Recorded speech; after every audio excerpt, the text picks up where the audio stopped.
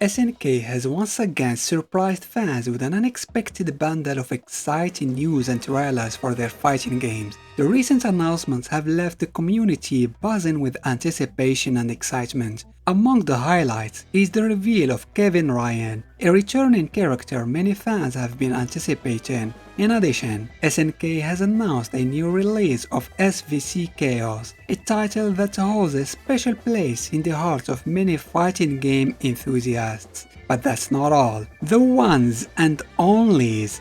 Is that even a legit English expression? The much beloved characters, Vice and Mature, are making their much awaited comeback to King of Fighters 15, much to the delight of longtime fans, myself included. Their return is a significant moment for the series, and for KOF 15 specifically, and promises to add even more depth and longevity to the game.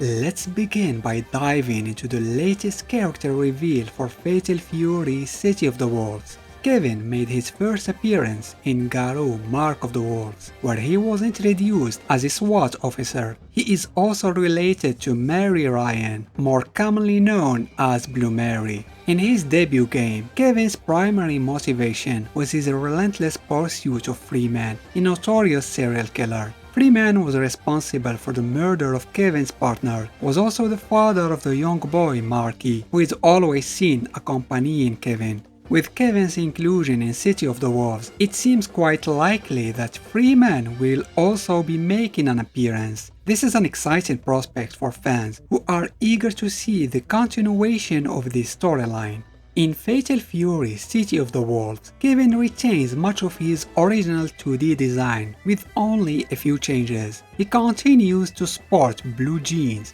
a blue tank top, a black sleeveless jacket, fingerless gloves, and a special belt that holds multiple types of ammunition.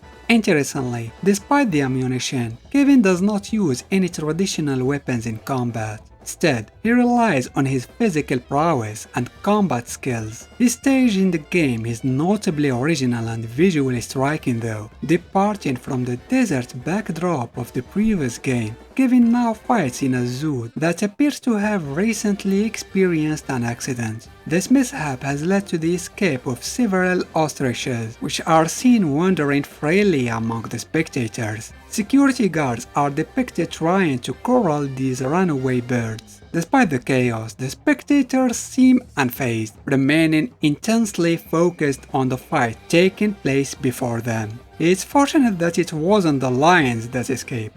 Kevin's fighting style is reminiscent of Commando Sambo, but focuses more on direct strikes than grappling. Despite his imposing stature and seemingly slower movements, which align him with the grappler archetype, Kevin is fundamentally a striker. His combat approach emphasizes a series of chain attacks that seamlessly transition from low blows to overhead strikes. Additionally, he incorporates some grab techniques to confuse his opponent and make his attacks less predictable. One could liken his fighting style to a blend of Angel's unpredictability, Antonov's power, and a touch of Ralph's explosive strength, as Kevin's punches are also capable of generating explosions. Kevin's ultimate super move exemplifies his unorthodox use of explosions. In a dramatic sequence, he begins with a powerful uppercut to Terry, followed by pulling out a grenade. He tosses the grenade into the air, and just as it nears Terry's face, Kevin delivers a devastating punch aimed at the grenade.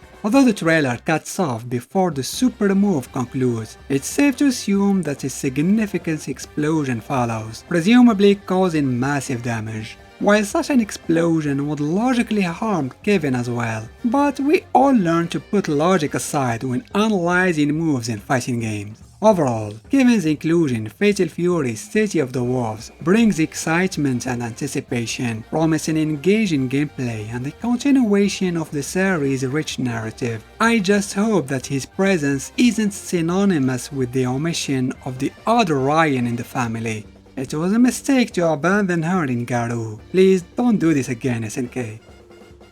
Now let's shift our focus to the second trailer that unexpectedly dropped, the re-release of SNK vs Capcom SVC Chaos. Unlike the earlier Capcom vs SNK games, which were developed by Capcom, SVC Chaos was developed by SNK. This allowed for a unique blend of characters from both companies' extensive libraries, featuring iconic figures from flagship titles like KOF and Street Fighter, as well as characters from more obscure games such as Red Earth and Princess Athena. Despite the intriguing premise, SVC Chaos did not achieve the same level of popularity as Capcom's crossover games, and there are several reasons for this. One of the most significant issues was the omission of selectable fighting styles or grooves that the Capcom's games offered. SVC Chaos featured a single battle style, limiting players who preferred a variety of styles, including those originally created by SNK.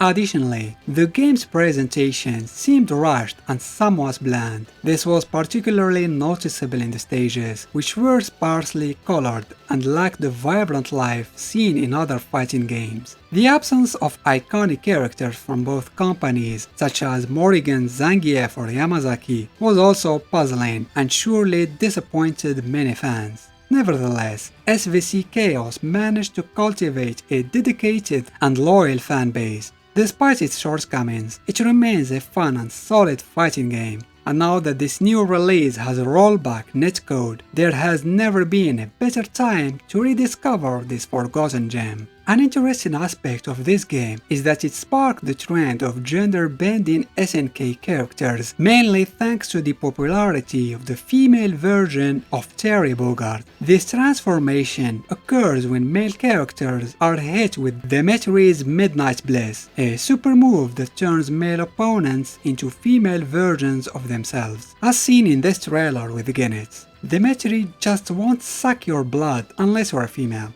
I've never seen such an extreme case of picky eating. Also, am I the only one who thinks Kyo was done dirty in the artwork? He was replaced by Terry on a whim. Just because the poster boy secured a place in Street Fighter VI doesn't mean he can take Kyo's place like this. So uncool. I like how Maya and Chun-Li seem to be getting along pretty well though. And at long last, we've received the teaser for the next characters joining KOF XV, a game that frankly many of us had feared would not see any further support. It's thrilling to learn that Vice and Mature are slated to make their appearance in the game next December. I've been eagerly anticipating their inclusion since even before the game's initial release. With their addition, I can finally consider the roster of KOF XV complete, at least from my perspective. The trailer, however, doesn't showcase any gameplay footage. Instead, it features only two pieces of artwork depicting the two characters. Their appearances and physiques remain largely unchanged, but their outfits have undergone a significant transformation. They have reverted to their original costumes, the ones with the skirts, which I personally feel are far superior to the design introduced after KOF XIII. Fans have long been hoping for this return, and these outfits are more original and have a certain flair that the post-KOF XIII designs lacked. It's evident that SNK is paying attention to fan feedback, which is truly commendable. Additionally, the design of these classic outfits has been updated with more intricate details, including elegant flower motifs on their arms, making them look even more refined than in their 2D iterations. This makes me really happy, and I'm pretty sure that the post-KOF XIII outfits will still be available as alternative costumes. One intriguing aspect of the announcement though is how Vice and Mature are being introduced as special DLC characters. The term special is somewhat ambiguous. Could it mean that they won't be included in a season pass and therefore will be the final DLC characters for KOF XV? I'd love to hear your thoughts on this. Do tell me what you think of it. Those were my thoughts on these awesome trailers. What did you think of them? Which reveal made you happy the most? Anyway, I hope that was somewhat informative. As always, don't forget to give this video a thumbs up if you liked it, and consider subscribing to the channel. Thanks for watching.